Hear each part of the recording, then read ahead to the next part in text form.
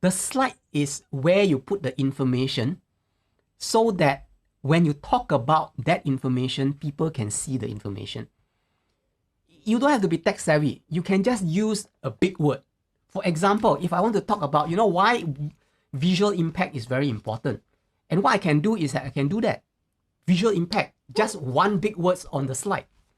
And so that is what presentation is all about. It's not about having technical skill or extreme technical skill. You need to have a little bit of skill, like you need to know how to put certain text on the slide and make the text on different sizes. That's about all you need.